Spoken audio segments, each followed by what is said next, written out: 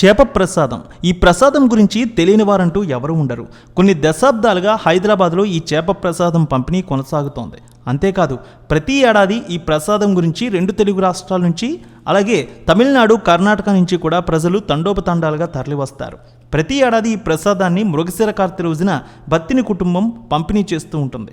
ఈ సంవత్సరం వచ్చే నెల అంటే జూన్ 8వ తేదీన ఉదయం 11 గంటలకు మృగశిర కార్తె ప్రవేశిస్తుంది. అదే రోజున ఈ చేప ప్రసాదం పంపిణీ ప్రారంభిస్తామని తెలియజేశారు. అంటే జూన్ 8వ తేదీ ఉదయం 11 గంటల నుంచి చేప ప్రసాదం పంపిణీ ప్రారంభిస్తారు. అయితే పంపిణీ ఎప్పటి వరకు అంటే ఇక ఆ పంపిణీ అనేది మరుసటి రోజు అంటే ఆదివారం ఉదయం 11 గంటల వరకు, సో 24 గంటల పాటు ఉచితంగా ఈ ప్రసాదం అయితే పంపిణీ చేస్తామని బత్తిన మృగశిర ట్రస్ట్ నిర్వాహకుడు దివంగత బత్తిన హరినాథ్ కుమారుడు అమర్నాథ్ సోమవారం వెల్లడించారు. సో ఈసారి 3 లక్షల చేప పిల్లలకు ఆర్డర్ ఇచ్చామని, వెజిటేరియన్లకు బెల్లంతో ప్రసాదం ఇస్తామని తెలియజేశారు. సుమారుగా ఈ చేప పంపిణీ 179 సంవత్సరాలుగా జరుగుతోంది. ఎవరు ఎక్కడా ₹1 కూడా చెల్లించాల్సిన అవసరం లేదని తెలియజేశారు ఆయన. అయితే ఈసారి నాంపల్లిలో ఈ ప్రసాదం మొదటగా పంపిణీ చేసి తర్వాత దూద్ బౌలిలో 3 రోజుల పాటు పంపిణీ ఉంటుందన్నారు. అంతేకాకుండా వృద్ధులు, దివ్యాంగుల కోసం వీల్ చైర్స్తో పాటు అంబులెన్స్ సౌకర్యం కూడా ఏర్పాటు చేస్తామన్నారు.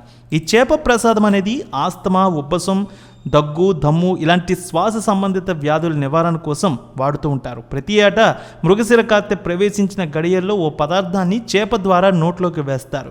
ఇకపోతే ఈ చేప ప్రసాదం పంపిణీ విషయంలో గత ప్రభుత్వాలు పూర్తిగా సహకరించాయని, ప్రస్తుతం సీఎం రేవంత్ రెడ్డితో పాటు వారి మంత్రివర్గ సభ్యులను కలిసి ఈ చేప ప్రసాదం పంపిణీకి కావాల్సిన ఏర్పాట్లు చేయాలని కోరతామన్నారు అమర్నాథ్. ఇక ఎప్పట్లాగానే జీహెచ్ఎంసీ, ఆర్టీసీ అలాగే వాటర్ వర్క్స్ డిపార్ట్మెంట్లతో పాటు పోలీసులకు కూడా విజ్ఞప్తి చేస్తామన్నారు.